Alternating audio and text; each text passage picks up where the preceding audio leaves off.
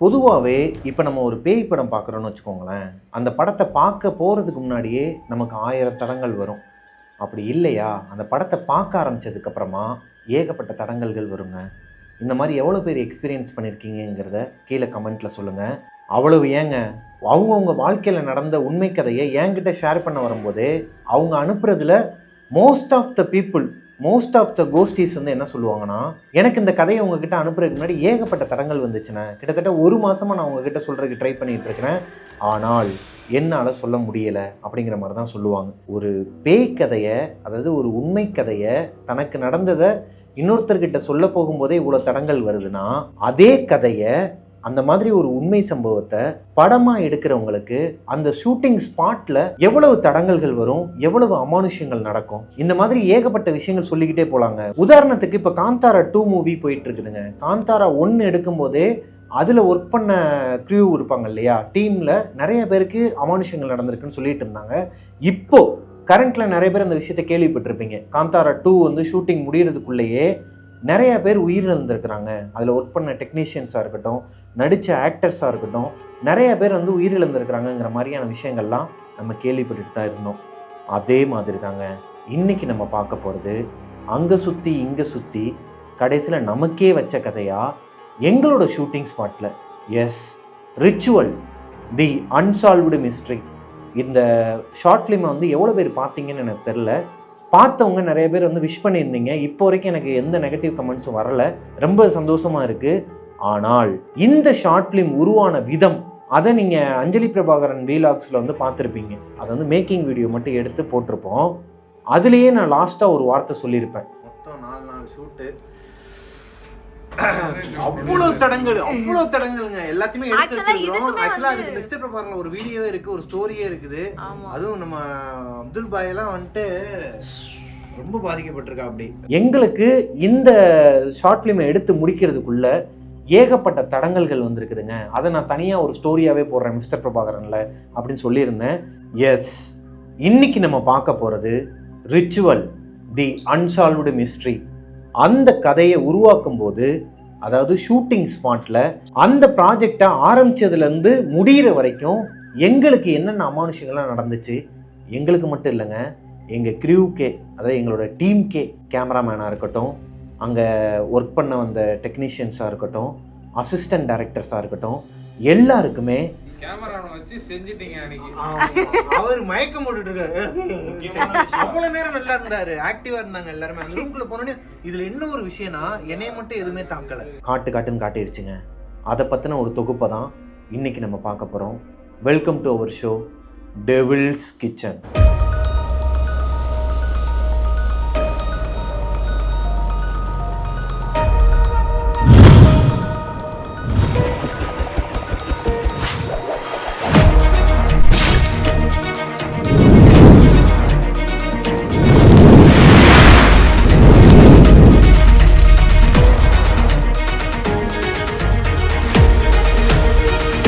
Hello ghosties, நான் உங்களோட Prabhakaran. Hi Rajesh brother and Kausalya தங்கச்சி, இவங்க 2 பேருக்குமே ஒரு ஹாய்.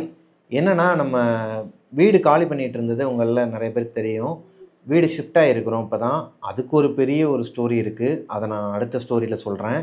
அப்போம்போது நாங்கள் ஒரு கடைக்கு போயிருந்தோம். ஒரு கடையில் போயிட்டு புரோட்டா, அப்புறம் நைட்டு டின்னருக்காண்டி வாங்கிறதுக்காக, பார்சல் வாங்குறதுக்காக போயிருந்தப்போ ராஜேஷ்ங்கிற பிரதர் வந்து என்னை பார்த்து, அவர் வந்து நம்மளோட கோஸ்டீஸ் தான், அவங்களோட ஒய்ஃப் வந்து கௌசல்யா, அவங்களுக்கு ஒரு வீடியோ கால் பண்ணி சர்ப்ரைஸ் பண்ணார் அங்கே வச்சு. ரொம்ப சந்தோஷப்பட்டாங்க. அவங்களோட நான் ரொம்ப சந்தோஷப்பட்டேன். ஏன்னா நம்ம ஒரு இடத்துக்கு போகும்போது டக்குன்னு வந்து நம்மளை அப்ரோச் பண்ணி நம்மளை ஒரு ஃபோட்டோ எடுத்துகிட்டு, அது போக வீட்டில் இருக்கிற ஒரு பர்சனாக அவங்க என்னை பார்த்தனையும் அவங்க கண்ணிலே தெரிஞ்சுது. அவ்வளோ சந்தோஷப்பட்டாங்க. அவங்க ஹஸ்பண்டாக இருக்கட்டும், அவங்களா இருக்கட்டும், 2 பேருமே. ஸோ இவ்வளோ அன்பு கொடுக்குறீங்க, ரொம்ப நன்றி, தேங்க்யூ ஸோ மச். வாங்க இன்றைக்கான ஸ்டோரிக்குள்ளே போகலாம். டே 1, ஒரு படத்துக்கு ஸ்கிரிப்ட் எழுதணும். அந்த ஸ்கிரிப்டை எழுதி முடித்ததுக்கப்புறமா லொக்கேஷன்ஸ்லாம் ஃபிக்ஸ் பண்ணணும், ஆர்டிஸ்ட்டுக்கு காஸ்டியூம்லாம் ஃபிக்ஸ் பண்ணணும். இப்படி எல்லா வேலையுமே கரெக்டாக செட் பண்ணி முடிக்கிறதுக்கே 3 நாள்லேருந்து 4 நாள் ஆகும் ஷார்ட் ஃபிலிம்க்கே. படத்துக்குலாம் ஒரு 10 நாள் 15 நாள் ஆகும்னு வச்சுக்கோங்களேன். அந்த மாதிரியான சூழ்நிலையில் எல்லாமே செட் பண்ணிட்டோம். நானாக இருக்கட்டும், அஞ்சலியாக இருக்கட்டும். அஞ்சலி வந்து முழுக்க முழுக்க இதில் அசோசியேட் டைரக்டராகவுமே ஒர்க் பண்ணியிருக்கிறாங்க, ஆர்டிஸ்டாக மட்டும் இல்லாமல். ஸோ 2 பேரும் உட்காந்து யாரையுமே நம்பாமல் நமக்கு நாமளே எல்லாமே பண்ணிக்கலாம்னு சொல்லிட்டு உட்காந்து எல்லாத்தையும் பண்ணிட்டு எல்லாமே செட் பண்ணிட்டோங்க. நாங்கள் நிறையா லொக்கேஷன்லாம் பார்த்துக்கிட்டே இருந்தோம், எங்கேயுமே கிடைக்கல எங்களுக்கு. ஒரு வீடு ஒன்று கிடச்சிது. ஓகே, அவர் வந்து நல்ல மனுஷன், எங்களுக்காக ஃபேவர் பண்ணி கொஞ்சம் கம்மியாகவே பண்ணி கொடுத்தாரு. மற்றவங்களுக்கு கொடுக்குறத விட பாதிக்கு பாதியாக பண்ணி கொடுத்தாரு. Okay, happy. எல்லாமே கரெக்டாக போயிட்டுருக்கு. கேமராவுமே வந்து ரெண்டலுக்கு வெளியே சொல்லிட்டோம். கேமராமேனும் வந்துட்டு ஓகே, எல்லாமே வேறு ஒரு ஷூட்டிங் போக வேண்டியவர் எனக்காக இல்லை ப்ரோ நான் வந்து பண்ணி கொடுக்குறேன் அப்படிங்கிற மாதிரி எல்லாமே ஓகே பண்ணியாச்சுங்க. அன்னைக்கு நைட்டு ஒரு 12-12:30 மணி இருக்கும். நானும் அஞ்சலியும் தூங்க போகிறோம். ஏன்னா 12 மணி வரைக்கும் நாளைக்கு ஷூட்டிங்னா இன்றைக்கி நைட்டு எல்லா திங்ஸையுமே எடுத்து வைக்கணும். நாங்கள் தான் ப்ரொடக்ஷனுங்கிறனால அந்த ப்ரொடக்ஷன் பொருளையுமே எடுத்து வைக்கணும். ஆர்ட்டுக்கு தேவையான பொருட்கள், அந்த புத்தகம் பார்த்துருப்பீங்க, அந்த புக்கில் இருந்து அங்கே இருக்கிற எல்லா பொருட்களுமே நம்ம கொண்டு போனது. ஸோ அது எல்லாத்தையுமே கலெக்ட் பண்ணி நாங்கள் வச்சுட்டு தூங்குறதுக்கே 12-12:30 ஆச்சுங்க. 11:30 மணி வரைக்கும் எங்களோட பையன் அர்ஜுன் பிரபாகரன் வந்து முழிச்சு தான் இருந்தாப்புல. முழிச்சுக்கிட்டு அவர் இங்கிட்ட அங்கிட்ட ஓடி ஆடி லாண்டுக்கிட்டு தான் இருந்தான், நல்லா தான் இருந்தான். கரெக்டாக 12:30 மணிக்கு எல்லா லைட்ஸையும் ஆஃப் பண்ணிவிட்டு நாங்கள் போய் பெட்டில் படுத்து தூங்க போகும்போது கரண்ட் ஆஃப். எங்களுக்கு என்னென்னா காலையில் 6 மணிக்கு எந்திரிக்கணும், ஷூட்டிங் ஸ்பாட்டில் 6:30 மணிக்கு இருக்கணும். அப்போது நம்ம வந்து இருக்கிற டைமிங்கே கம்மி தான், 5 to 5:30 மணி நேரம் தான் நம்ம தூங்க போகிறோம். நிம்மதியாக தூங்கலாம்ப்பா அப்படின்னு சொல்லிட்டு போய் படுத்தா கரண்ட்டு கட்டுங்க. 2 பேருக்குமே தூக்கம் இல்லை. சரி ஓகேன்னு சொல்லிட்டு அங்கிட்டு புரண்டு படுத்துக்கிட்டு இருக்கும்போது, தூங்குறதுக்கு ட்ரை பண்ணிட்டு இருக்கும்போது ஒரு அணத்துற சத்தம் கேட்குது. என்னடா அது குழந்தை அணத்துற சத்தம் கேட்குதுன்னு சொல்லிட்டு அஞ்சலி எந்திரிச்சு பார்க்குறாங்க. பார்த்தா அர்ஜுனுக்கு ஹெவி ஃபீவர், கொதிக்குது உடம்பு. 11:30 மணி வரைக்கும் நல்லா இருந்த பையன் கரெக்டாக சொல்லி வச்ச மாதிரி ஒரு 12:45க்கு கொதிக்குது உடம்பு. எப்படி தூக்கம் வரும் எங்களுக்கு, பிள்ளை இந்த மாதிரி வச்சுக்கிட்டு? எங்களுக்கு என்ன பண்ணுறதுனே தெரியல. அன்னைக்கு நைட்டோட நைட்டாக அவனை தூக்கிக்கிட்டு ஹாஸ்பிட்டலுக்கே போயிட்டோம். சரி பாப்பா ஹாஸ்பிட்டல் போகலான்னு சொல்லிட்டு அங்கேருந்து ஒரு 3.5 கிலோமீட்டரில் ஹாஸ்பிட்டல் இருக்குதுங்க. ரெகுலராக அர்ஜுனுக்கு செக்கப்புக்கு அங்கே தான் போவோம். அந்த ஹாஸ்பிட்டலுக்கு உள்ளே போனால் எனக்கு இப்போ கூட ஒரு மாதிரி இருக்குதுங்க. அந்த ஹாஸ்பிட்டலுக்கு உள்ளே தான் போகிறோம், கார் உள்ளே என்ட்ரி ஆகுது, கீழே அவனை தூக்கிக்கிட்டு வரோம். அங்கே போயிட்டு டெம்பரேச்சர் செக் பண்ணால் நார்மலாக இருக்குது, உடம்பும் கொதிக்கலை. எங்கள் 2 பேருக்குமே இப்போ வரைக்கும் என்ன தோணுதுன்னா, ஒருவேளை எதனா டஸ்ட் அலர்ஜி ஆகிருக்கும். ஏன்னா வீட்டில் வந்து நம்ம சில பொருட்கள்லாம் எடுத்து வச்சுட்டு இருக்கோம் இல்லையா, அந்த ஆர்ட்டுக்கு தேவையான பொருட்கள்லாம் ஒதுக்கிட்டு இருக்கோம். இந்த பையன் அங்கிட்டு வந்துட்டு இருக்கிறான், அதனால அவனுக்கு எதனா டஸ்ட் அலர்ஜி ஆகிருக்குமோ அப்படின்னு சொல்லிட்டு இருந்துச்சுங்க. ஆனால் அந்த ஹாஸ்பிட்டலுக்குள்ளே அவனுக்கு ஃபீவர் இல்லை. அவங்க எங்ககிட்ட மருந்துலாம் கொடுத்து, அதாவது அந்த மெடிக்கல்லே உள்ளேயே மெடிக்கல் இருக்குது, தேவையான மருந்தெல்லாம் கொடுத்து விட்டாங்க. நீங்கள் ஒருவேளை ஃபீவர் வந்துச்சுன்னா இந்த மெடிசன்லாம் கொடுங்க, ரொம்ப எமர்ஜென்சினா மறுபடியும் ஹாஸ்பிட்டலுக்கு வாங்க அப்படின்னு சொல்லி அனுப்புகிறாங்க. நாங்கள் ஹாஸ்பிட்டல்லேருந்து ரிட்டன் வீட்டுக்கு வந்துடுறோம். வீட்டுக்கு வந்து மேலே ஏறுற வரைக்குமே அவனுக்கு ஃபீவரே கிடையாதுங்க, சுத்தமாக ஃபீவரே கிடையாதுங்க. படுத்து தூங்க போகும்போது நாங்கள் ரிட்டன் வரும்போது கரண்ட் வந்துருச்சு. நாங்களும் சரிப்பா இன்னும் நமக்கு ஒரு 3.5 மணி நேரம் தான் இருக்குது. ஏன்னா நாங்கள் வீட்டுக்கு வரும்போது மணி 2:30 ஆயிடுச்சு. 2:30 மணிக்கு வீட்டுக்கு வந்துட்டு காலையில் 6 மணி ஷூட்டுக்கு, சரி ஒரு 3 மணி நேரமாச்சும் நல்லா தூங்கலாம் அப்படின்னு சொல்லிட்டு போய், நான் கூட பரவாயில்ல நீ நடிக்கிற, நீ வந்து ஆன் ஃப்ரேமில் வர, நீ போய் ஃபஸ்ட்டு தூங்குன்னு சொல்லிட்டு அவங்களுக்கு எப்படி தூக்கம் வரும் பிள்ளைக்கு இந்த மாதிரி உடம்பு முடியலைன்னா? இப்போது எங்கள் 2 பேருக்குமே என்ன தோணுதுன்னா, எப்பா நாளைக்கு காலையில் ஷூட்டை நைட்டுக்காக மாற்றிடலாமா, நைட் ஷூட்டாக போயிடலாமா, ஏன்னா நைட் ஷூட்டும் இருக்குது நம்ம லிஸ்ட்டில், அது மாதிரி மாற்றிடலாமா அப்படிங்கிறாங்க. நமக்கு என்னென்னா லொக்கேஷன் கிடைக்கிறதே பெரிய விஷயம். அங்கே வந்து சீரியலு, பட ஷூட்டிங்கு, அது இதுன்னு சொல்லி ஏகப்பட்ட ஷூட்டிங் நடக்கிற ஒரு ஷூட்டிங் ஹவுஸ், பிஸியாக இருக்கிற ஒரு ஷூட்டிங் ஹவுஸ், நமக்காக கம்மியாக கொடுக்குறாங்க. அப்படி இருக்கும் பட்சத்தில் நான் அவர்கிட்ட எப்படி சொல்ல முடியும்? இருந்தாலும் எனக்கு டபுள் மைண்டாக ஓடிச்சு.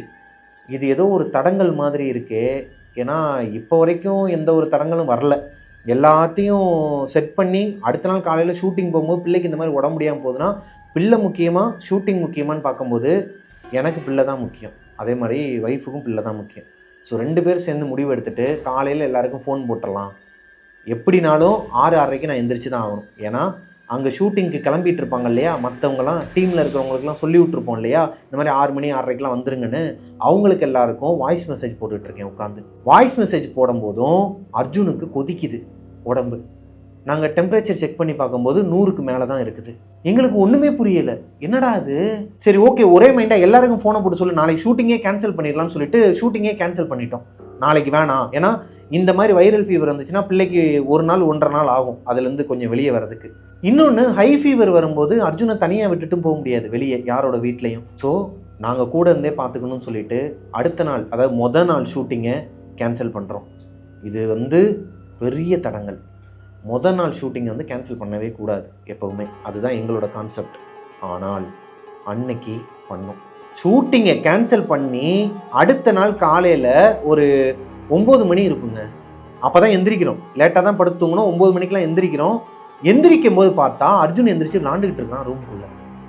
அவனை தூக்கி காய்ச்சல் அடிக்குதா என்னன்னு சொல்லி தொட்டு பார்த்தா சுத்தமாக இல்லைங்க, உடம்பே ஜில்லுன்னு இருக்குது. சரி, ஓகே, அப்போது இன்னைக்கு ஷூட்டிங் நடக்கக்கூடாதுன்னு இருந்திருக்கு, அதனால நமக்கு வந்து தடங்கலாயிருக்குன்னு சொல்லி நானும் அஞ்சலியும் மனசை தேர்த்திக்கிட்டோங்க. அடுத்த நாள் ஷூட்டிங்க்கு வந்து எல்லாருக்கிட்டையும் சொல்லிக்கிட்டு இருக்கிறேன். அதாவது அன்னைக்கு மத்தியானத்துலேருந்து இந்த வேலை தான் போய்கிட்டு இருக்கு. அடுத்த நாள் காலையிலைக்கு எல்லாருக்கிட்டையுமே சொல்லி மறுபடியும் செட் பண்ணிட்டேங்க. எல்லாருமே அவைலபிள் தான். எனக்காக வேறு ஷூட்டிங்கெல்லாம் விட்டுட்டு நிறைய பேர் வராங்க, டெக்னீஷியன்ஸ்லாம். ஸோ ஓகே, நாளைக்கு நம்ம எல்லாமே செட் பண்ணிட்டோம்னு நினச்சிக்கிட்டு இருக்கும்போது ஈவினிங்காக எனக்கு ஒரு கால் வருதுங்க ஷூட்டிங் ஹவுஸ்லேருந்து.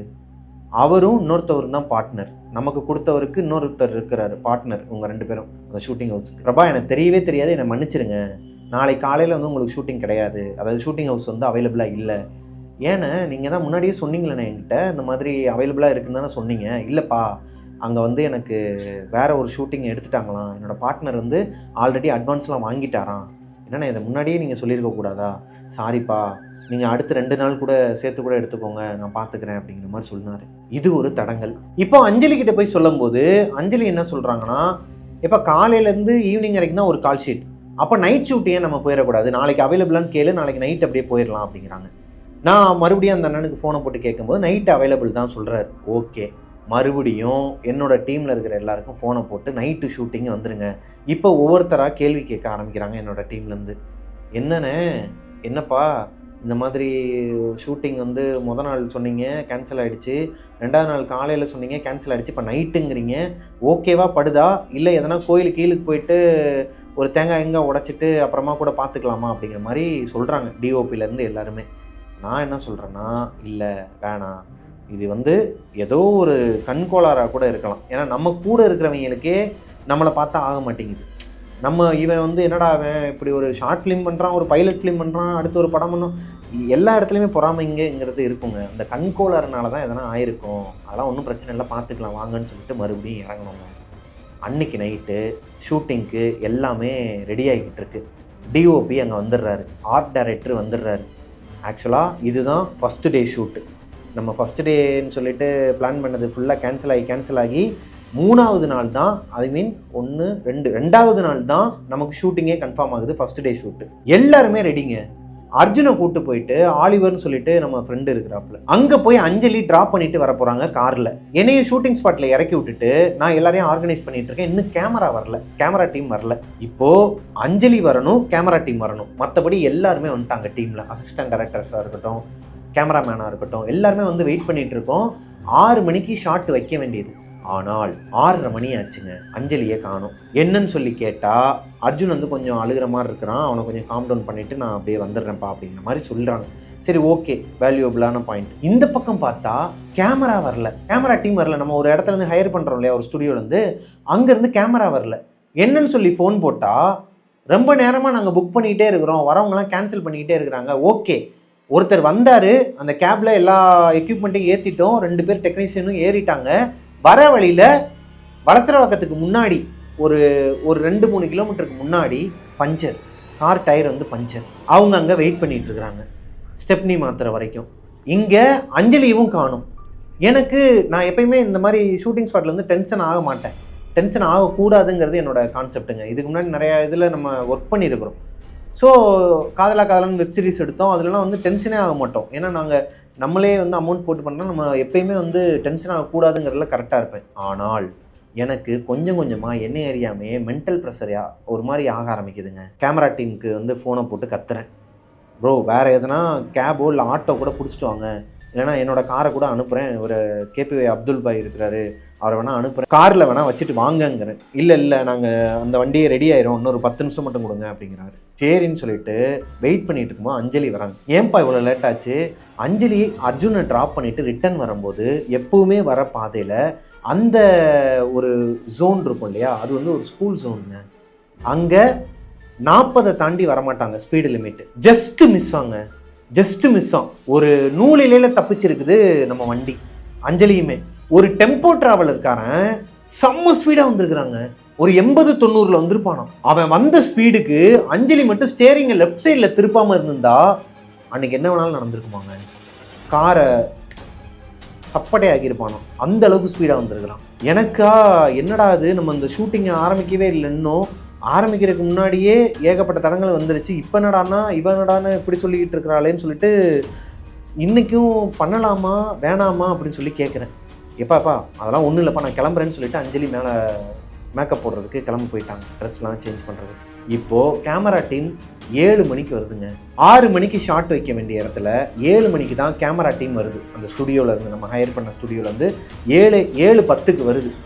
நல்ல நேரம் போச்சுங்க. என்னடா அது, நம்மளால் கரெக்டாக தான் எடுக்க முடியல, சரி நல்ல நேரத்துலையாச்சும் ஸ்டார்ட் பண்ணுவோம், ஆல்ரெடி இவ்வளோ தடங்கள் வருதுன்னு சொல்லிட்டு தான் நாங்கள் அவ்வளோ கான்சென்ட்ரேட் பண்ணிட்டு இருந்தோம். ஆனால் நல்ல நேரம் எப்படியும் மிஸ் ஆகிடுச்சுங்க. இப்போது எல்லாருமே ready, cameraman ready, camera ready, எல்லாருமே ரெடி, ஆர்டிஸ்ட்டும் ரெடி, வந்துடுறாங்க. வந்து உட்காந்து நாங்கள் ஸ்டார்ட் பண்ணுறோம், ஷூட்டிங்கை ஸ்டார்ட் பண்ணுறோம். நாங்கள் ஷூட்டிங் ஸ்டார்ட் பண்ணி அடுத்த 2 மணி நேரத்தில் பவர் கட். நாங்கள் எங்கள் மேலே ஒரு பெரிய தப்பு என்னென்னா, ஜென்ரேட்டர் எடுத்துகிட்டு போகல ஃபஸ்ட்டு டே. அங்கே வந்து யூபிஎஸ் இருக்கும், இல்லை பவர் பேக்கப் எதனா ஒன்று இருக்கும் அப்படிங்கிற மாதிரி நாங்கள் நினச்சிட்டு இருந்தோம். ஆனால் 2 மணி நேரத்தில் படம் அந்த ஒரே ஒரு சீன் தான், ஒரு சீன் எடுத்து முடிக்கிறதுக்குள்ளேயுமே கரண்ட் கட் ஆகிடுச்சு. எனக்கா ஒரு பக்கம் ரொம்ப ஒரு மாதிரி மனவேதனையாக இருந்துச்சு. ஏதோ ஒன்று தடுக்குது, என்னவா இருக்கும் இது அப்படின்னு சொல்லி நினச்சிட்டு இருந்தேன். ஆனால் கடைசியில் தாங்க ஒரு ட்விஸ்ட்டே இதில். இது எல்லாத்தையுமே ஃபுல்லாக கேட்டுக்கிட்டே வாங்க. இது எல்லாமே எதனால் நடந்துச்சுங்கிறது உங்களுக்கு லாஸ்ட்டில் தெரியும். கரண்ட்டு போனதுக்கப்புறமா என்ன பண்ணுறதுன்னு தெரியாமல் சரி பிரேக்கு, நீங்கள் வந்து கொஞ்சம் ரிலாக்ஸ் ஆகுங்கன்னு சொன்னோன்னையும் எனக்கு டிஸ்க் பல்ஜோட தான் நான் டைரக்ஷன் பண்ணிக்கிட்டு இருக்கேன். ஸோ அஞ்சலி வந்து என்னை கேர் பண்ணுறதும் பக்கத்தில் இருந்து உட்காந்துக்கிட்டு, இப்போ ஒன்றும் கவலைப்படாத, கரண்ட் வந்துரும்ப்பா. ஃபோன் போடுறாங்க, இபி ஆஃபீஸ்க்கு ஃபோன் பண்ணும்போது வந்துருமா, இன்னொரு 1 ஹவரில் வந்துடும் அப்படிங்கிற மாதிரி சொல்கிறாங்க. இந்த ஷூட்டிங் ஹவுஸ் ஓனருக்கு கால் பண்ணி கேட்டாலும் அவரும் சொல்கிறாரு, ஆமாம் ஒரு 1 ஹவரில் வந்துடும், எப்பயுமே கரண்ட்டு போகாதாங்க. அப்படியே ஒரு வேளை போனாலுமே ஒரு 10 நிமிஷம் 1/4 மணி நேரத்தில் வந்துருமாங்க. ஆனால் நம்ம ஷூட்டிங் ஸ்பாட்டில் இருக்கும்போது, நம்ம ஷூட்டிங் பண்ணிகிட்டு இருக்கும்போது அன்றைக்கி ஃபுல்லாகவே கரண்ட் வரலங்க. அந்த நைட்டு ஃபுல்லாகவே கரண்ட் வரல.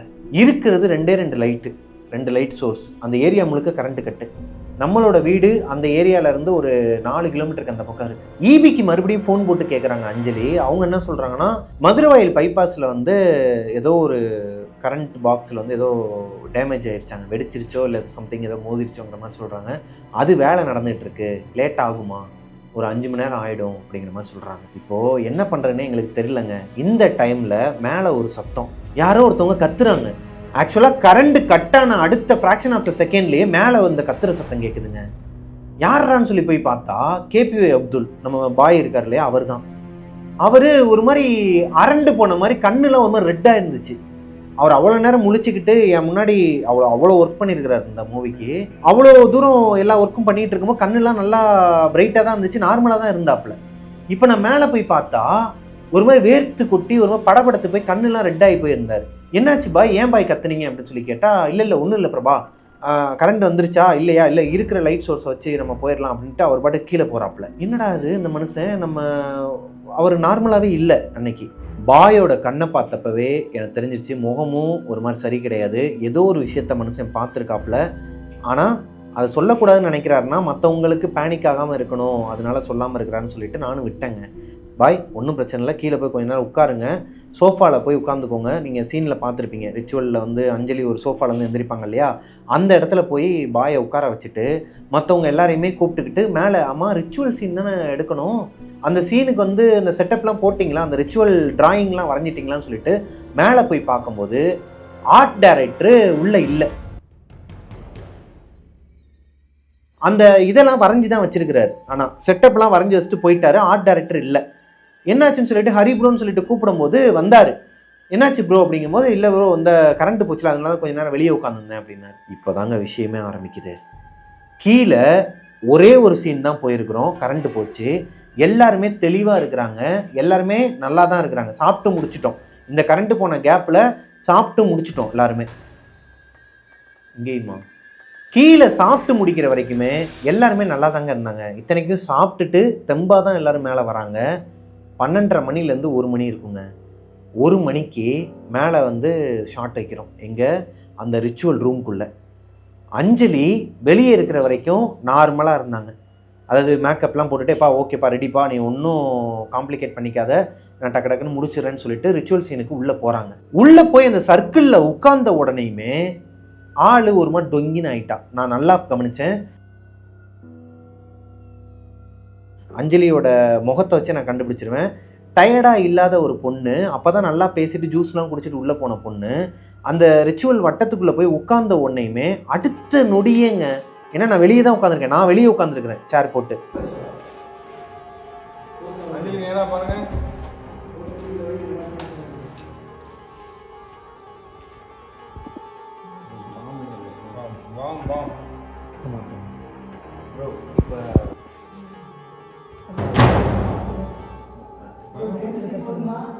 நான் வெளியே உட்காந்துருக்கிறேன், நான் கவனிச்சுக்கிட்டு தான் இருக்கேன், இருந்தாலும் நான் கேட்டுக்கல. ஓகே 1 மணி ஆகிறதுனால ஒரு வேளை டயர்டாக இருப்பா போல அப்படின்ட்டு விட்டேன். வெளியே இருக்கிற கேமராமேன் அந்த லென்ஸ் எல்லாம் செட் பண்ணிட்டு இருக்கிறாரு என் பக்கத்தில் உட்காந்து. செட் பண்ணிட்டு இருந்தவர் கொஞ்ச நேரத்தில் உள்ளே போனார். போங்க ப்ரோ, அண்ணா ப்ரோ ஆரம்பிச்சிடலாமா அப்படின்ட்டு ஒரு மாதிரி புஜுட்டிக்காக தான் போனார். ஆல்ரெடி இருக்கிற டெக்னீஷியன்ஸ் 2 பேர் உள்ளே போயிட்டு ஒரு மாதிரி ஏதோ ஒரு சித்த பிரம்ம பிடிச்ச மாதிரி உள்ளே உட்காந்துருக்குறாங்க. இப்படியே உட்காந்துருக்குறாங்க, இப்படியே உட்காந்துக்கிட்டு இப்படி பார்க்குறாங்க, இப்படி பார்க்குறாங்க. ப்ரோ ஓகே ப்ரோ அப்படின்ட்டு. அவ்வளோ நேரம் நல்லா இருந்தவங்க எல்லோரும் என் கண்ணு முன்னாடி தான் அந்த ரூம்குள்ளே போகிறாங்க. அந்த ரூம்குள்ளே அந்த ரிச்சுவல் நம்ம வட்டம் போட்டோம் இல்லையா, அந்த ரூம்குள்ளே போகிறதுக்கு முன்னாடி வரைக்குமே எல்லாருமே ஆக்டிவாக தாங்க இருந்தாங்க. ஆனால் உள்ளே போனதுக்கப்புறமா கேமராமேன் உட்பட எல்லாருமே ஒரு மாதிரி ஆயிட்டாங்க. அந்த வீடியோவில் வீலாகில் பார்த்துருப்பீங்க. எனக்கு ஒன்றுமே புரியலைங்க. என்னடா அது, ஏன் எல்லாரும் ஒரு மாதிரியாக உட்காந்துருக்குறாங்க, அஞ்சலியும் ஒரு மாதிரி டொங்கின் ஆகிட்டா, எல்லாருமே ஒரு மாதிரி இருக்கிறாங்களே, இந்த ரூம்குள்ளே வந்ததுக்கப்புறம் தான் ஏதோ ஒன்று நடக்குதுங்கிறது எனக்கு தெரியுது. அப்துல் பாய்க்கு ஏதோ ஒரு விஷயம் தெரிஞ்சிருக்குது, என்கிட்ட மறைச்சிருக்கிறாரு. ஓகே இப்போ கேட்க வேணாம், எனக்கு டைம் இருக்குதே 4 மணி நேரம் தான். 4 மணி நேரத்தில் இந்த சீனை முடிக்கணும். ரிச்சுவல் ஒரு சீன் பார்த்துருப்பீங்க, அந்த நம்ம ரிச்சுவல் மூவியில் ஒரு சீன் வந்திருக்கும் இல்லையா, ரிச்சுவல் பண்ணுறது, அந்த பிளட்டெலாம் குத்தி எடுக்கிறது.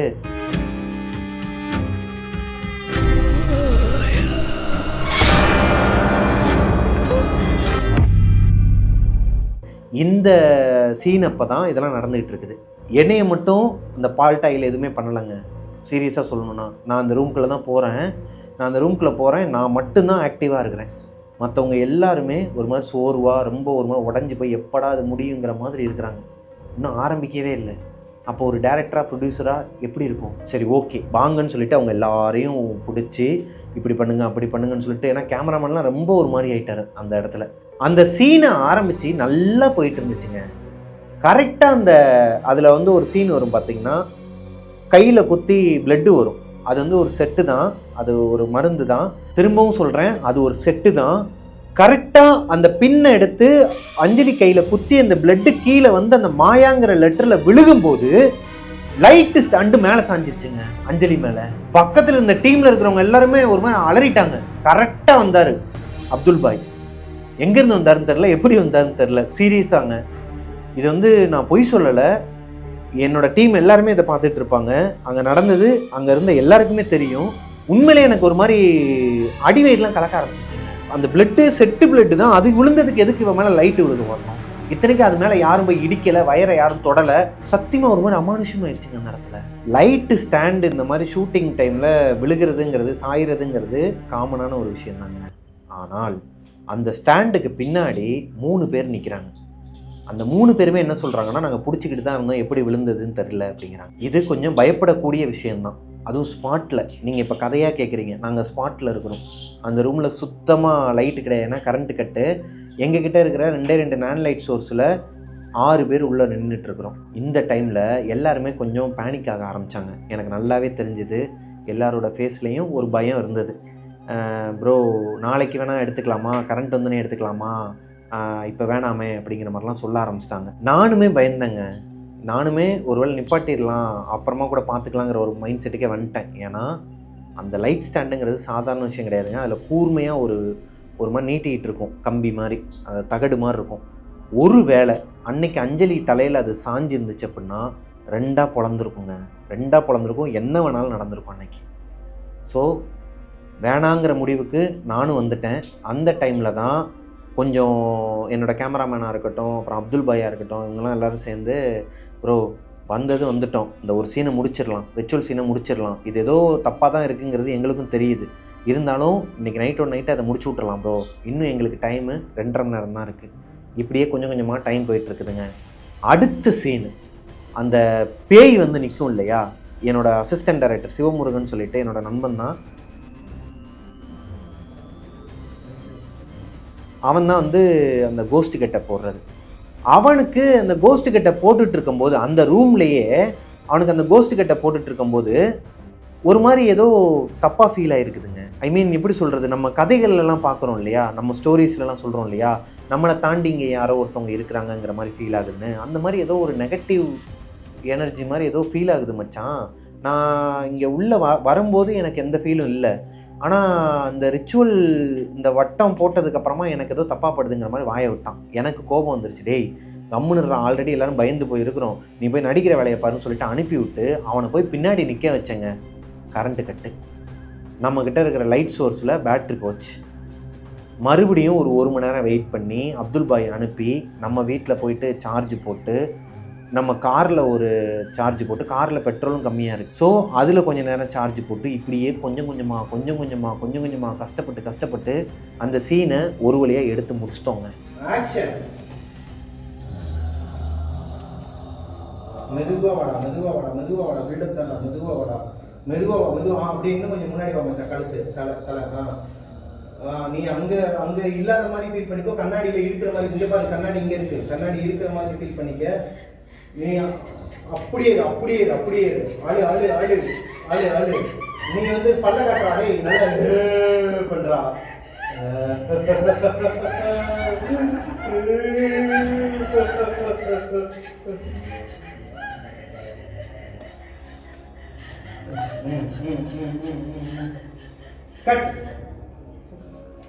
விடிய காலையில் 6:30 மணிக்கு முடித்தோம். லைட்லாம் வந்துருச்சு, இருந்தாலும் கொஞ்சம் அப்படி இப்படின்னு சீட் பண்ணி முடிஞ்ச அளவுக்கு கவர் பண்ணி எடுத்துட்டோங்க. விடிய காலையில் அந்த ஷூட் முடிஞ்ச உடனேயுமே வெளியே வந்ததுக்கப்புறமா விடிய ஷூட் போயிருக்கு, முழிச்சு தான் இருக்கிறாங்க எல்லாருமே. அப்போ வரைக்கும் எல்லாருமே ஒரு மாதிரி சோர்வாக டயர்டாக ஒரு மாதிரி தூங்கி விழுகிற மாதிரி இருந்த டெக்னீஷியன்ஸ் எல்லாரும் ஷூட்டிங் முடிஞ்சோடனே பேக்கப் ஆனோடனே வெளியே போகும்போது புஜிட்டிக்காக இருக்கிறாங்க, அதாவது நல்லா இருக்கிறாங்க.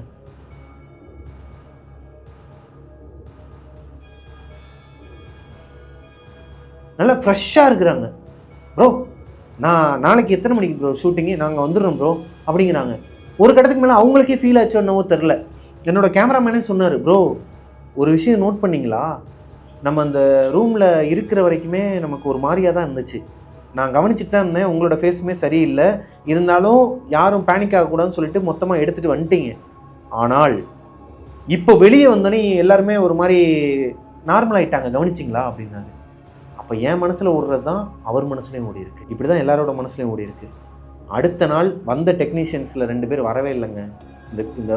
இந்த இடத்துல ஏதோ, அதாவது நம்ம எடுக்கிற அந்த மூவியில் ஏதோ ஒரு விஷயம் இருக்குது அப்படின்னு சொல்லிட்டு பயந்துட்டு நாள் வந்த 2 லைட்டிங் மேனும் வரல. அடுத்த நாள் நாங்கள் வரல அப்படிங்கிற மாதிரி சொல்லிட்டாங்க, வேறு ஷூட்டிங்கே உங்களுக்கு கிடையாதான், அவங்க வரலன்னே சொல்லிட்டாங்க அப்படிங்கிற மாதிரி சொல்லிட்டாங்க. ஸோ விடிய காலையில் ஒரு 6:30 மணி 7 மணிக்கெலாம் எல்லாரையும் அனுப்பிச்சி விட்டுட்டு நான், அஞ்சலி, எங்களோட ஆர்ட் டைரக்டர் ஹரிப்ரோ, நாங்கள் 4 பேரும் டீ கடைக்கு போகிறோங்க. சிவமுருகன் என்னோட அசிஸ்டண்டாக இருக்கு, அந்த பேயா பண்ணான் இல்லையா, ஸோ 5 பேரும் வந்து பக்கத்தில் இருக்க ஒரு டீ கடைக்கு போயிட்டு டீ குடிச்சிட்டு இருக்கும்போது தான் அப்துல் பாய் ஒரு விஷயத்த சொல்கிறார். பிரபா உனக்கு ஒரு விஷயம் தெரியுமா அப்படின்னு கேட்டாப்புல. என்ன பாய், நானே கேட்கணுன்ட்டு இருந்தேன், ஆனால் இப்போதைக்கு வேணாம், ஆல்ரெடி நான் ரொம்ப டயர்டாக இருக்கிறேன், அர்ஜுனை வேறு கூப்பிட்டு போகணும், அர்ஜுனை ஷூட்டிங் முடிஞ்சு நாங்கள் டீ குடிச்சிட்டு மறுபடியும் ஆலிவர் வீட்டில் போய் பிக்கப் பண்ணிவிட்டு மறுபடியும் வீட்டுக்கு வந்து தூங்கிட்டு அடுத்த நாள் நைட்டு வந்து பிளான் பண்ணியிருக்கிறோம் மறுபடியும் நைட் ஷூட்டுக்கு. ஸோ இப்போதைக்கு வேணாம் பாய், அதை பற்றி பேச வேணான்னு சொன்னால் அவர் ஒரு விஷயத்த சொன்னாருங்க. பிரபா நான் மேலே போயிட்டு அந்த ரிச்சுவல் பண்ணுற அந்த சீனில் ஒரு கண்ணாடியை அஞ்சலி நகட்டுற மாதிரி ஒரு ஷாட் இருக்கும், அந்த மிரர் வந்து கீழே இருக்கிற ரூமில் இருக்குது, அது ஒரு 4 BHK பெரிய பங்களா மாதிரியான வீடு, கீழே இருந்து அதை தூக்கிட்டு மேலே போய் வச்சுட்டு பின்னாடி உட்காந்து அதில் கிறுக்கிற சத்தம் கேட்டிருக்குதுங்க. இதில் அந்த ரிச்சுவல் வட்டத்தில் அந்த பென்சில் அந்த ஒரு ஒன்று வச்சுருப்பாங்க அதை வரைகிறதுக்கு, அதை வச்சு கிறுக்கிற சத்தம் கேட்டிருக்கு. இருட்டு, கரண்ட்டு போச்சு, சரிங்களா, கரண்ட்டு போச்சு. பாய் பின்னாடி திரும்பாமே, ஹரிப்ரோ என்ன முடிஞ்சிருச்சா, மேலே வந்துடலாமா, பிரபா வேறு டென்ஷனில் இருக்கிறாப்புலன்னு சொல்லிட்டு திரும்பி பார்த்தா அங்கே யாருமே இல்லையாங்க. அந்த ரூமில் அப்துல் பாய் மட்டும்தான் இருந்திருக்கிறாரு. நல்லா தெரியுமா அவருக்கு, பின்னாடி யாரோ ஒருத்தவங்க உட்காந்து இருந்திருக்கிறாங்க. அந்த ரிச்சுவல் வட்டத்துக்குள்ளே உட்காந்தது மட்டும் இல்லாமல் கிறுக்கிற சத்தமும் அவருக்கு கேட்டிருக்கு. அதில் மிரண்டு போன மனுஷன்தான் ஒரு மாதிரி மேலேருந்து வந்துட்டு இருந்திருக்கிறாரு. அப்போ தான் நான் அவரை கிராஸ் பண்ணியிருக்கிறேன். பிரபா ஒன்றும் இல்லைன்னு சொல்லிட்டு கீழே போய் உட்காந்துருக்கிறாரு. கீழே போய் உட்கார்ந்தவர் கரெக்டாக அஞ்சலிக்கு மேலே அந்த லைட்டு விழுகும்போது ஏன் வரணும்னு சொல்லிட்டு அப்போ தோணுச்சு இல்லையா, எனக்கும் தோணுச்சு. அவர் ஏன் மேலே வந்திருக்கிறாருனா, நாங்கள் எல்லாருமே மேலே இருக்கிறோம், டீமில் இருக்கிறவங்க எல்லாருமே. அப்துல் பாய் மட்டும்தான் கீழே இருக்கிற சோஃபாவில் உட்காந்துருக்கிறாரு. இந்த சோஃபாவில் உட்காந்துருந்தவர் கொஞ்சம் நேரம் அப்படியே கண் அசந்துருக்கிறாருங்க. ஒரு 5 நிமிஷம் கண் அசந்து இப்படி சாஞ்சிருக்கிறாரு. சாஞ்சவர் டக்குன்னு இப்படி கண்ணை திறந்து பார்க்கும்போது நம்ம ரிச்சுவல் ரூமுக்கு வெளியே, நாங்கள் எல்லாம் உள்ளே இருக்கிறோம், ரிச்சுவல் ரூமுக்கு வெளியே ஒரு உருவம் நின்றுட்டு இருந்திருக்குதுங்க. ஒரு கருப்பு உருவத்தை பார்த்துருக்கிறாரு, நின்றுட்டு இருந்திருக்குது. அவருக்கு ஒரு மாதிரி தூக்கி போட்டிருக்குதுங்க. எனக்கு ஃபோன் பண்ணியிருக்கிறாரு. நான் சைலண்டில் போட்டிருந்தனால எனக்கு தெரியல, நான் எடுத்து பார்த்தேன். அவர் சொன்னேன்னு தான் எடுத்து பார்த்தேன். எனக்கு ஃபோன் பண்ணியிருக்கிறாரு. கரெக்டாக அதே டைமிங்கில் எனக்கு ஃபோனும் பண்ணியிருக்கிறாரு. இதை பார்த்துட்டு பயந்து போய் தான் மேலே வந்திருக்கிறாரு. மேலே வந்து பார்க்கும்போது அந்த கருப்பு உருவம் அங்கே இல்லை. அந்த ரூம்குள்ளே கரெக்டாக இவர் வரும்போது அஞ்சலி மண்டையில் அந்த லைட்டும் சாஞ்சிருக்குது, கரெக்டாக பிடிச்சிருக்கிறாருங்க. ஒருவேளை அப்துல் பாய் அன்னைக்கு வரலைன்னா அஞ்சலிக்கு என்ன வேணாலும் நடந்திருக்குங்க. அல்லாவோட புண்ணியம் தான் நான் சொல்லுவேன். அப்துல் பாயால் அன்னைக்கு அஞ்சலி வந்து காப்பாற்றிருக்கிறாருன்னு தான் சொல்லுவேன். இப்போ இந்த விஷயத்தை பாய் என்கிட்டையும் அஞ்சலிக்கிட்டையும் தான் தனியாக கூப்பிட்டு வச்சு சொல்லிகிட்டு இருக்கிறாரு. டீமில் இருக்கவங்களுக்கு தெரிய வேணான்னு, என் ஃப்ரெண்டுக்கு தெரியாது, ஆர்ட் டைரக்டர் அந்த ஹரிப்ரோவுக்கு தெரியாது. அவங்களாம் ஓரமாக நின்று டீ குடிச்சிட்ருக்குறாங்க. பாய் சொல்லாதீங்க, நம்ம வந்து இதை முடிச்சிடலாம் அப்படிங்கிற மாதிரி சொல்லிவிட்டு நாங்கள் அங்கேருந்து கிளம்புறோம் அர்ஜுனை கூப்பிட்றதுக்காக. போய் அர்ஜுனை டயர்டோடு அங்கேருந்து கூப்பிட்டுட்டு வந்து மறுபடியும் நம்ம வீட்டுக்கு வந்ததுக்கப்புறமா ஹார்ட் டிஸ்கில் எல்லாத்தையும் காப்பி பண்ணிவிட்டு அவங்களுக்கு அனுப்பணும் மெமரி கார்டை. அந்த வேலையை முடிக்கிறோம். வேலையை முடிக்கிறதுக்கு நான் பட்ட பாடு இருக்குதே, காப்பி ஆக மாட்டேங்குதுங்க. இந்த நம்ம மதனந்தபுரம் பேய் வீடு அந்த ஸ்டோரியில் நீங்கள் பார்த்துருப்பீங்க, எங்களுக்கு நடந்தது ஆல்ரெடி போட்டிருப்போம். இந்த டெக்னிக்கலாக வரான்னு இருப்போம் இல்லையா, அந்த மாதிரி ஒரு விஷயமும் நடந்துச்சுங்க அன்றைக்கி காலையில். காப்பி பண்ணுறதுங்கிறது ஒரு 1 ஹவர்லேருந்து 1.5 மணி நேரத்தில் ஆகிடும் எங்களுக்கு. ஏன்னா இதுக்கு முன்னாடி நாங்கள் அதில் காப்பி பேஸ்ட்லாம் பண்ணியிருக்கிறோம். அதுக்கு முந்தின நாள் உட்காந்து எல்லாத்தையும் ரெடி பண்ணணும்னு சொன்னோம் இல்லையா, அப்பயுமே ஆல்ரெடி இருக்கிற ஃபைல்ஸ் எல்லாம் ஏற்றி பார்க்குறதுக்கு பண்ணி பார்த்தோம். எல்லாமே கரெக்டாக இருக்காங்கிறத செக் பண்ணி தான் வச்சுருக்கோம். ஆனால் அந்த ரிச்சுவல் ஃபுட்டேஜ் இருக்கிற அந்த வீடியோஸ் மட்டும் கிட்டத்தட்ட ஒரு 112 ஃபைல் அந்த ரிச்சுவல் சீனுக்கு மட்டும். இந்த 112 ஃபைலுமே ஒரு மாதிரி ஸ்ட்ரக் ஆகி நிற்கிதுங்க. நல்லா கவனிங்க, இதுக்கப்புறம் தான் விஷயமே ஆரம்பிக்குது. இந்த ரிச்சுவல் பண்ணுற அந்த சீன் மட்டும் அப்படியே ஸ்ட்ரக் ஆகி நின்றுச்சு. டே 2, 2வது நாள் நாங்கள் எஸ்ஏ ஆர்ட்ஸ் அண்ட் சயின்ஸ் காலேஜுக்கு போகிறோம். அந்த ஆவடிக்கு போகிற வழியில் ஒரு காலேஜ் இருக்குது. அங்கே எங்களுக்கு பெர்மிஷன் கொடுத்துருந்தாங்க. அங்கே நாங்கள் போகிறோம். அங்கே போகும்போதும் ஏகப்பட்ட தடங்கள்ங்க. எங்கள் கார் டயர் பஞ்சர் ஆயிடுச்சு காலையில் கிளம்பும்போது. சரின்னு சொல்லிட்டு அதுக்கு ஒரு 1/4 மணி நேரம் நானே இது பண்ணிட்டேன். டக்குன்னு எல்லாத்தையும் மூவ் பண்ணி ஸ்டெப்னியை மாற்றிட்டோம். இது பஞ்சர் போட்டுருந்தோம்னா இப்போதைக்கு வேலையாகாது. இத்தனைக்கும் அது டியூப்லெஸ் தான். இதனால இப்போதைக்கு வேணாம், ஏதோ ஒரு தடங்கள் மாதிரி இருக்குது, ஆல்ரெடி நிறைய பட்டாச்சு, கிளம்புங்கன்னு சொல்லிட்டு மேய்ச்சிட்டு கிளம்ப போகும்போது ஸ்கிரிப்ட் பேப்பரே வச்சுட்டு வந்துட்டோங்க வீட்டில். கிட்டத்தட்ட அந்த மதுரவாயல் பைபாஸ் தாண்டி அந்த பக்கம் போயிட்டோம். ஸ்கிரிப்ட் பேப்பரை வச்சுட்டு வந்துட்டாச்சு வீட்டில். மறுபடியும் ரிட்டன், அதாவது ஒரு இடத்துக்கு போகிறோம், ஒரு நல்ல விஷயத்துக்கு போகிறோன்னா யூட்டன் போடவே கூடாதுங்கிறது ஒரு ஐதீகங்க. மறுபடியும் யூட்டனை போட்டு வந்து அந்த பேப்பரை எடுக்க வரும்போது எங்கள் பக்கத்து வீட்டுக்காரன் கேட்குறாரு, என்னப்பா தம்பி போயிட்டீங்களா, அதுக்குள்ளே முடிஞ்சிருச்சா அப்படின்னு கலாய்ச்சார். நான் சொன்னேன், இல்லைண்ணே இந்த மாதிரி ஸ்கிரிப்ட் பேப்பரை வச்சுட்டு வந்துட்டோம். என்னப்பா சொல்கிற, எப்பா ஏதோ தடங்கள் மாதிரி இருக்கேப்பாங்கிறாரு. இவர்கிட்ட நான் நேற்று நைட்டு நடந்ததெல்லாம் சொன்னால் அப்போ என்ன சொல்லுவார்னு எனக்கு தெரில. ஸோ ஆனால் ஓகேண்ணே தேங்க்ஸ்ண்ணே, இல்லைப்பா சூடம் சுற்றி போட்டுருங்கப்பா ரிட்டன் வீட்டுக்கு வரும்போது அப்படின்னு தான் சொன்னார். சரிங்கண்ணே சொல்லிட்டு ஷூட்டிங் ஸ்பாட்டுக்கு போயிட்டோங்க. அந்த காலேஜில் இருக்கிறவங்க எங்களுக்கு அவ்வளோ ஒத்துழைப்பு கொடுத்தாங்க. ஏசிலாம் போட்டு கொடுத்து இந்த ரூமெல்லாம் ரெடி பண்ணி கொடுத்து எல்லாமே பண்ணி கொடுத்துட்டாங்க. ஆனால் அன்னைக்கு ஷூட்டில் ஏகப்பட்ட தடங்கள்ங்க. அடுத்தடுத்து கேமரா ஸ்ட்ரக் ஆகுது, பேட்ரி வீக்கான பேட்டரியை கொடுத்து விட்ருக்குறாங்க. இது எல்லாமே அவங்களோட ஃபால்ட்டாக இருக்கலாம். கேமரா சைடில் அந்த ஸ்டுடியோ ஹையர் பண்ணோம் இல்லையா, ஸ்டுடியோலேருந்து அவங்க ஃபால்ட்டாக இருக்கலாம். ஆனால் இதை நம்ம வந்து எப்படி எடுத்துக்க தோணும்? ஒரு வழியாக அதையும் முடிச்சுட்டு வந்துட்டோங்க. காலேஜில் ஷூட்லாம் முடிச்சுட்டு வீட்டுக்கு வந்துடுறோம். அடுத்த நாள் காலையில் மறுபடியும் அந்த ரிச்சுவல் பண்ணோம் இல்லையா அந்த வீட்டுக்கு ஷூட்டிங் போகிறோம். அங்கே ஃபுல்லாத்தையும் அலசிட்டாங்க. அந்த ரூமில் இருக்கிற அந்த வட்டம் கிட்டம் நம்ம போட்ட செட்டு எல்லாத்தையுமே கலைச்சிட்டாங்க. நமக்கு ஒரே ஒரு ரூமில் மட்டும்தான் எடுக்க வேண்டியிருந்துச்சு. அந்த ஸ்டார்டிங் சீன் நீங்கள் பார்த்துருப்பீங்க. அந்த சீனை எடுத்துகிட்டு இருக்கும்போது எங்களுக்கு எந்த ஒரு டிஸ்டர்பன்ஸுமே கிடையாதுங்க. எந்த ஒரு டிஸ்டர்பன்ஸுமே கிடையாது. அந்த வீடு அவ்வளோ காமாக, அவ்வளோ பாசிட்டிவிட்டியாக இருக்குது. கரண்ட்டு போல, இத்தனைக்கும் ஜென்ரேட்டர் எடுத்துகிட்டு போனோம். அன்றைக்கி கரண்ட்டு போச்சுன்னு சொல்லிட்டு 2500 ரூபா எக்ஸ்ட்ரா கொடுத்து, அன்றைக்கி எக்ஸ்ட்ரா செலவு தான் அது, 2500 ரூபா கொடுத்து ஜென்ரேட்டர் எடுத்துகிட்டு போகிறோம். ஆனால் கரண்ட்டே போகல. சரி, ஓகே, நல்லதுக்கு எல்லாம் நன்மைக்கேன்னு சொல்லிட்டு அன்றைக்கி ஷூட்டிங்கை முடிச்சுட்டு வந்துட்டோங்க. ஒரு வழியாக ப்ரீ ப்ரொடக்ஷனை முடிச்சிட்டோம். இப்போ நீங்கள் பார்ப்பீங்க இந்த ஃபோட்டோஸ் எல்லாமே நாங்கள் ஒவ்வொரு நாள் காலையில் எடுத்த செல்ஃபீஸ்.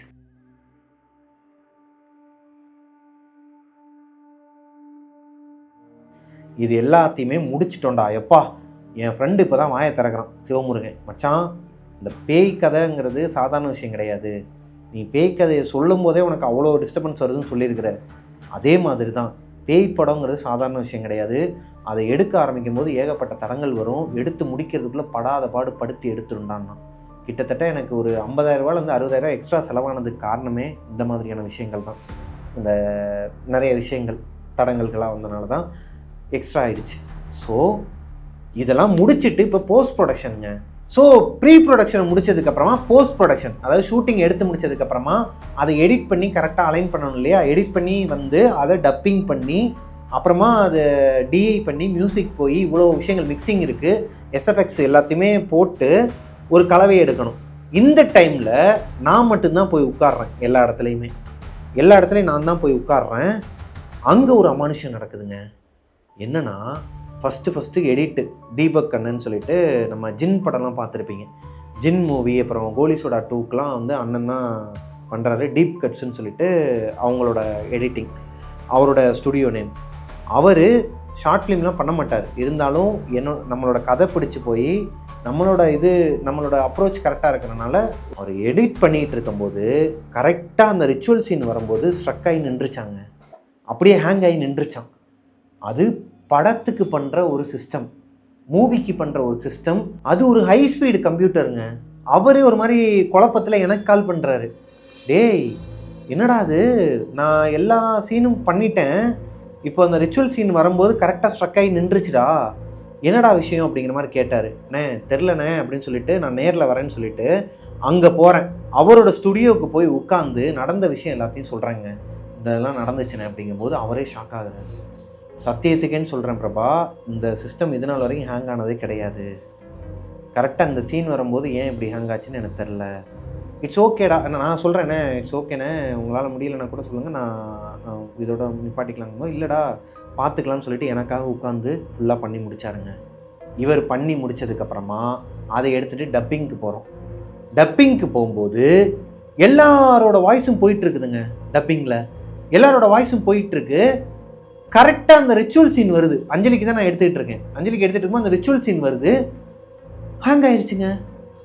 ஏங்க, எடிட்டிங்கில் இருக்கிற அந்த சிஸ்டமில் ஹேங் ஆகுது, ஓகே. அவர் சொல்கிறாரு ஓகே ஏதோ ஒன்று ஆயிடுச்சு போல் அப்படின்ட்டு நான் ஓகே அண்ணன் சொல்கிறான்ட்டு விட்டேன். இங்கே எங்கே ஹேங் ஆகணும்? டப்பிங் ஸ்டுடியோலையுமே ஒரு ஹை ரெசல்யூஷனில் ஹை ஸ்பீடில் வச்சுருக்கிற ஒரு சிஸ்டம் தான் டப்பிங்க்குன்னே வச்சுருக்கிறவங்க. அந்த மாதிரி ஆனதே கிடையாதான். எப்போயாவது ஒரு தடவை தான் ஆகுமா. அப்படியே ஆனாலும் ஒரு 2 செகண்டில் அதுவே டக்குன்னு இதாயிருமா, ஒரு ரீஸ்டார்ட் பண்ணோன்னா சரியாயிருமா. ஆனால் அங்கேயும் அரை நாள் அப்படியே போயிடுச்சுங்க. ப்ரோ இன்றைக்கி விட்டுருங்க, நாளைக்கு பார்த்துக்கலான்னு சொல்லிட்டு கிளம்பிட்டோம்.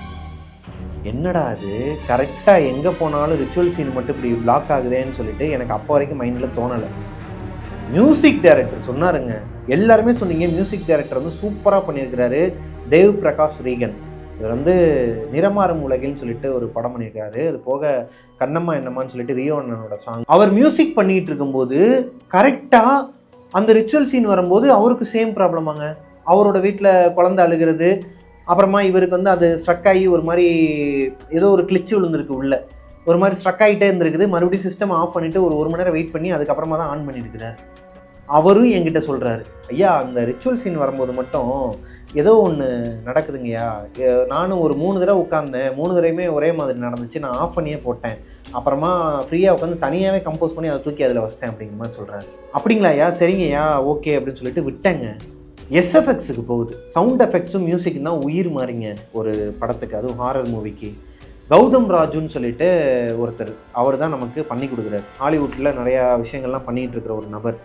ஹாலிவுட் ஹாரர் மூவிஸ்க்கு நிறைய சவுண்ட் எஃபெக்ட்ஸ் பண்ணிகிட்டு இருக்கிற ஒரு டீம் தான் நமக்கு பண்ணியிருக்கிறாங்க நம்மளோட ரிச்சுவலுக்கு. ஸோ அவர்கிட்ட கொடுத்துட்டு வந்தால் சேம் இதே ப்ராப்ளம்ங்க. அந்த ரிச்சுவல் வரும்போது மட்டும் ஸ்ட்ரக் ஆகி நிற்கிதுன்னு இதை கூட விடுங்க. ரிவ்யூ பார்க்குறக்காண்டி மிக்சிங்கில் போய் உட்காரும்போது அந்த இடம் மட்டும் ஒரு மாதிரி ஸ்ட்ரக் ஆகி என்னங்க இது நல்லா தான் இருந்துச்சு, இப்போயும் எடுக்க மாட்டேங்குன்னு சொல்லிட்டு மறுபடியும் ஒர்க் பண்ணி ஒரு வழியாக எடுத்து முடிச்சிட்டோங்க. Final out ready. இதை ரிலீஸுக்காக இப்போ வச்சுருக்கிறோம். இதுக்கு நடுவில் நம்ம வீட்டில் ஒரு அமானுஷம் இருக்குதுங்க. அதை நான் தனியாக ஒரு கதையாக சொல்கிறேன். இப்போ நாங்கள் ஏன் அந்த வீடை காலி பண்ணிட்டு வந்தோங்கிறதுக்கு ஒரு பெரிய விஷயம் இருக்குது. அது அன்றைக்கி வந்து அந்த ராஜேஷ் ப்ரோகிட்டையும் சொன்னேன், நம்ம சப்ஸ்கிரைபர்கிட்ட. முழுசாக சொல்லலை, நீங்கள் பாருங்கள் வீடியோவில் சொல்கிறேன்னு சொன்னேன். அது ஒரு பக்கம் எங்களை போட்டு தாக்குன்னு தாக்கிக்கிட்டு இருக்குதுங்க. இந்த நேரத்தில் தான் வெக்ஸாகி போய் உட்காந்துருந்தோம். இருந்தாலும் ஒரு மன திருப்தி, எப்படியோப்பா எடுக்கணும்னு நினச்சதை எடுத்து முடிச்சிட்டோம். என்ன நம்ம நினச்சதை விட ஒரு 60,000 ரூபா பட்ஜெட் அதிகமாகிடுச்சு, ஓகே, ஆனால் நல்லா வந்திருக்குது அப்படிங்கிற ஒரு மனசில் உட்காந்துருக்கும் போது தான் ஆண்ட்ராய்டு அப்துல் வீட்டுக்கு வராப்பில். அதாவது கேபி அப்துல் பாய் வீட்டுக்கு வராரு. வீட்டுக்கு வந்த உடனேயுமே அவர்கிட்ட நடந்தது எல்லாத்தையுமே சொல்கிறோங்க. நடந்தது எல்லாத்தையும் சொல்லும்போது அவர் காலையில் ஒன்று சொன்னார். வீட்டில் தங்கிட்டு இந்த படம்லாம் பார்த்துட்டு ஸ்கிரிப்ட் ஒர்க் வேறு ஒரு இதுக்கு உட்காந்துருந்தோம். அவருக்கு காலையில் ஒன்று நடந்துச்சு நம்ம வீட்டில். அதை நான் அடுத்த கதையில் சொல்கிறேன், நம்ம வீட்டில் என்ன இருக்குது அப்படிங்கிறத. இப்போது காலையில் சொல்கிறாரு என்கிட்ட, பிரபா எனக்கு ஒரு டவுட் இருக்குது, அதை மட்டும் நான் கிளியர் பண்ணிக்கிறேன். என்ன டவுட்டு பாய் அப்படின்னு கேட்டால், இந்த ரிச்சுவல் வட்டம் வரைஞ்சார்ல ஆர்ட் டைரக்டரு, ஆமாம், அந்த ரிச்சுவல் வட்டத்தில் இருக்கிற லெட்டர்ஸ் எல்லாமே ஒரிஜினல் பிரபா. என்ன பாய் சொல்கிறீங்க அப்படின்னு. ஆமாம் பிரபா அப்படின்னே நான் அதை எடுத்து கூகுளில் போட்டு அதில் இருக்கிற ஒவ்வொரு லெட்டருக்கும் என்னென்ன அர்த்தம்னு சொல்லி பார்த்தா அந்த ரிச்சுவல் வட்டத்துக்குள்ளே எழுத்துக்களாக இருக்குங்க. நீங்கள் ட்ரெய்லரில் பார்த்தீங்கன்னா தெரியும், ட்ரெய்லர் லிங்க் நான் கீழே கொடுக்குறேன், இல்லை நீங்கள் மூவியில் போய் பாருங்கள், நீங்கள் ஷார்ட் ஃபிளிக்ஸில் போய் பார்த்தீங்கன்னா தெரியும், அதில் கிளியராகவே பார்க்கலாம். நீங்கள் அதில் வந்து பார்த்தீங்கன்னா அந்த லெட்டர்ஸ்லாம் இருக்கும், அது ஒவ்வொன்றுமே ஒவ்வொரு ரெஃபரன்ஸ்லேருந்து எடுத்து போட்டிருக்கிறாப்புல. அதில் இருக்கிற ஒரு எழுத்துக்கோட அர்த்தம் என்னென்னா கிங் ஆஃப் ஹெல்லாங்க, ஹெல்லோட கிங்கு, அதாவது அந்த டெவில்ஸோட அரசன் சொல்லுவாங்க இல்லையா, அந்த அரசனுக்கான சிம்பிளை ஒரிஜினலாக எடுத்து போட்டிருக்கிறாரு. பாவம் அவருக்கு தெரியாது, அவருக்கு என்னென்னா ஒரிஜினாலிட்டியாக இருக்கட்டும் சொல்லிட்டு அங்கங்கே கலெக்ட் பண்ணி போட்டார். அதோட அர்த்தம் கிங் ஆஃப் ஹெல். ஒரு வேளை அந்த வட்டத்தில் அன்னைக்கு அஞ்சலி உட்காந்துருந்தாங்க இல்லையா, அன்னைக்கு அந்த வட்டத்தில் உட்காந்து உண்மையான பிளட்டு, அவங்களோட பிளட்டு ஒரு வேளை கீழே சிந்திருந்துச்சுன்னா அன்னைக்கு என்ன வேணாலும் நடந்திருக்குங்க. அஞ்சலியை எதனா ஒரு அமானுஷம் ஃபாலோ பண்ண ஆரம்பிச்சிருக்கோம். இதுதான் ஃபேக்ட். இதை நான் சொல்லலை, கூகுள் சொல்லிச்சு. அந்த ரிச்சுவல் வட்டத்தில் உட்காந்து ஒரு சில மந்திரங்கள் தான் இருக்குதாங்க. இந்த மந்திர வார்த்தைகளை உச்சரித்து அன்னைக்கு மட்டும் ஒரிஜினல் பிளட் மட்டும் அங்கே நான் சிந்திருந்தோன்னா வேற மாதிரி ஆயிருக்குமா. அந்த வட்டத்தை வரைஞ்சி அந்த சிம்பிள் போட்டதுக்கே இவ்வளோ காட்டி இருக்குது. அந்த ஒரு லெட்டர் மட்டும் கிடையாதுங்க, அதில் இருக்கிற ஒவ்வொரு லெட்டருமே எக்ஸ்ட்ரீம் லெவலில் இருக்கிற ஒரு டீமன்ஸோட ஒரு அடையாளமா, முத்திரைம்பாங்க இல்லையா, அந்த மாதிரி. நாங்கள் ஒரு பெரிய ஒரு விஷயத்துக்குள்ளே போயிட்டு வெளியே வந்திருக்கிறோம். ரொம்ப பெரிய விஷயங்க அது. எங்களால் அதுலேருந்து வெளியே வர்றதுக்கே கிட்டத்தட்ட இந்த ப்ராஜெக்டை நாங்கள் முடிக்கிறதுக்கு வச்ச டைமிங்கே ப்ரீ அண்ட் போஸ்ட் சேர்த்து 20 நாள் தான். 20 நாளில் முடிக்கணும்னு பிளான் பண்ணோம். ஆனால் இந்த தடங்கல்கள்னால 1.5 மாதம் ஆச்சுங்க. 1.5 மாதத்துக்கு அப்புறம் தான் அவுட்டே எடுக்க முடிஞ்சுச்சு எங்களால். ஒரு வழியா எல்லா பிரச்சனையும் தாண்டி எவ்வளோ தடங்கள் வந்தாலும் அதை சமாளித்து, நானா இருக்கட்டும், அஞ்சலியா இருக்கட்டும், எங்களோட டீமா இருக்கட்டும், அப்துல் பாயா இருக்கட்டும், எல்லாருமே இதுக்காண்டி இவ்வளோ உழைப்பு உழைச்சிருக்கிறாங்க. இதை எல்லா மனுஷங்களையும் தாண்டி தான் நாங்கள் வந்திருக்கிறோம். இப்போ வரைக்குமே எங்கள் டீம் மெம்பர்ஸ்கிட்ட யார்கிட்ட நீங்கள் கேட்டாலுமே இந்த விஷயத்த சொல்லுவாங்க. இவ்வளோ கஷ்டப்பட்டு ஒரு ப்ராஜெக்டை வந்து எடுத்து ஒரு 4 lakhs வரைக்கும் செலவழித்து அதை நாங்கள் நம்மளோட சேனலில் போட முடியாது. நம்ம சேனலில் போட்டோம் அப்படின்னா அது கண்டிப்பாக அவ்வளோ ரெவன்யூ பேக் வராது. அதில் பிளட்டு வேற வருது இல்லையா, அதுக்கு வேற லிமிட்டட் வெர்ஷன் அடிப்பாங்க. அப்படின்னா நாங்கள் போட்ட காசுலேருந்து 1 மடங்கு கூட எங்களால் எடுக்க முடியாது யூடியூப்லேருந்து. அதனால தான் ஷார்ட் ஃபிளிக்ஸ் அப்படிங்கிற ஒரு ஓடிடி ஆப்பில் நம்ம கொடுத்துருக்குறோம். ஸோ இதுக்கப்புறம் யாருமே என்கிட்ட யூடியூப்ல எப்போ போடுவீங்கன்னு சொல்லி கேட்காதீங்க. தயவு செஞ்சு எல்லாரும் போய் பாருங்கள், உங்களுக்கு கண்டிப்பாக பிடிக்கும். பார்த்த வரைக்கும் இப்போ வரைக்கும் யாருமே நெகட்டிவ் கமெண்ட் சொல்லலை, ரொம்ப சந்தோஷம். நல்ல ப்ராடக்டாக இருக்கிறனால தான் போய் பாருங்க, இல்லைன்னா வெயிட் பண்ணுங்கன்னு சொல்லியிருப்பேன். நீங்கள் போய் பாருங்கள், பார்க்காதும் உங்களோட விருப்பம். நான் ரெக்வஸ்ட்டாக உங்கள்கிட்ட கேட்டுக்கிறேன், ஏன்னா இதில் எவ்வளோ பேரோட உழைப்பு இருக்குது அப்படிங்கிற காரணத்தினாலையும் நீங்கள் என் மேலே வச்சுருக்கிற அன்பு வச்சுருக்கீங்கன்னு நினைக்கிறேன். அதனால் கேட்குறேன், போய் ஷார்ட் ஃப்ளிக்ஸில் பாருங்கள். பார்த்துட்டு எப்படி இருக்குங்கிறத எனக்கு கீழே கமெண்ட்டில் சொல்லுங்கள். எந்த பார்ட் உங்களுக்கு பிடிச்சிருக்குங்கிறதையும் இந்த வீடியோ கீழே கமெண்ட்டில் சொல்லுங்கள். நிறைய பேர் வந்து ஷார்ட் ஃப்ளிக்ஸ்னால் என்னன்னு சொல்லி கேட்டுட்டு இருந்தீங்க. அது ஒரு யூடியூப் சேனலாக இருக்குமோ அப்படி இப்படிலாம் கேட்டேன். அவங்க யூடியூப் சேனல் வச்சுருக்கிறாங்க. இருந்தாலும் அவங்களோட ஷார்ட் ஃப்ளிக்ஸுங்கிற ஓடிடி ஆப்பில் தான் நம்மளோட ரிச்சுவல் ரிலீஸ் ஆகிருக்கு. ஷார்ட் ஃப்ளிக்ஸுங்கிறது ஒரு ஆப்புங்க. அதை நீங்கள் டவுன்லோட் பண்ணி 3 months பேக்கேஜ் 120 நினைக்கிறேன். ஆண்ட்ராய்டுனா 120, ஆப்பிள்னா வந்து iOSனா 150. ஆண்ட்ராய்டு டிவைஸ் வச்சுருக்கீங்க அப்படின்னா இப்போ ஸ்க்ரீனில் உங்களுக்கு ஒரு இமேஜ் வருது இல்லையா, இந்த லோகோ உள்ள ஷார்ட் ஃப்ளிக்ஸ் அப்படின்னு போட்டிங்கன்னா இந்த லோகோ உள்ள ஆப் வரும். இந்த ஆப்பை நீங்கள் டவுன்லோட் பண்ணி உள்ளே போனீங்க அப்படின்னா ரிச்சுவல், அதாவது நம்மளோட அஞ்சலியோட இந்த இப்போ நான் ஸ்க்ரீனில் போடுறேன் இல்லையா, இந்த தம்ப்நெயில் இருக்கும். அதுக்குள்ளே போயிட்டு நீங்கள் பார்க்கலாங்க. ஏன்னா நிறைய பேருக்கு தெரில, என்னடா அது இவ்வளோ குழந்தையா நாங்கள் இப்படி சொல்லி கொடுக்குறீங்கன்னு சிலருக்குலாம் ஒரு மாதிரி தெரியலாம் நான் பேசுகிறது. ஆனால் நிறைய பேருக்கு தெரியலை. ஸோ அவங்களுக்கு சொல்கிறது என்னோடய கடமை, அதனால் நான் சொல்லிட்டேன். இப்போ நம்ம இந்த ஸ்டோரி எடுத்து முடிக்கிறக்குள்ளே பட்டப்பாடு என்னங்கிறது உங்களுக்கு தெரிஞ்சிருக்கும். ப்ளூபர்ஸில் பாருங்கள். இந்த ஸ்டோரி உங்களுக்கு பிடிச்சிருக்கும். இது உண்மையாக எங்களுக்கு நடந்த ஒரு சம்பவம். இந்த ஸ்டோரி உங்களுக்கு பிடிச்சிருந்துச்சுன்னா லைக் பண்ணிடுங்க. உங்களோட வாழ்க்கையிலையும் இதே மாதிரி வேறு எதனா அமானுஷம் நடந்திருக்குன்னா எனக்கு வந்து அதை இன்பாக்ஸ் பண்ணுங்கள். பிரபாகரன் அஃபிஷியல், மிஸ்டர் பிரபாகரனுங்கிற இன்ஸ்டாகிராம் ஐடியில். அப்படியே இன்ஸ்டாகிராம் ஐடியை ஃபாலோ பண்ணிக்கோங்க. மிஸ்டர் பிரபாகரன் யூடியூப் சேனலை சப்ஸ்கிரைப் பண்ணிடுங்க. பக்கத்தில் இருக்க பெல் ஐக்கானை தட்டி விட்டுருங்க. நெக்ஸ்ட்டு நம்மளோட வீடு எதனால் காலி பண்ணிட்டு வந்துட்டான்டா பிரபாகர், மறுபடியும் வீட்டு பேயை தூக்கிக்கிட்டு அப்படி மட்டும் நினச்சிடாதீங்க. நான் பார்த்த 3 வீட்டில் மதனந்தபுரம், பிருந்தாவன் நகர், அப்புறம் வேற என்னப்பா 2 தான் இல்லையா, மதனந்தபுரம், பிருந்தாவன் நகர், அதெல்லாம் அடித்து தள்ளுற விதமாக போரூர் கார்டன் ஃபேஸ் 2. வெயிட் பண்ணுங்கள், அடுத்த ஸ்டோரியில் நான் சொல்கிறேன்.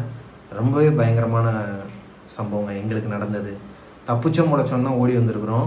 நம்ம ஸ்டோரியிலலாம் படிக்கிற மாதிரி அங்கேருந்து போகக்கூடாதும்பாங்க இல்லையா, அங்கேருந்து நம்மளால் காலி பண்ண முடியாதும்பாங்க இல்லையா, அந்த லெவலில் இருந்துட்டு வந்திருக்கிறோம். என்னங்கிறத அடுத்து பார்க்கலாம்.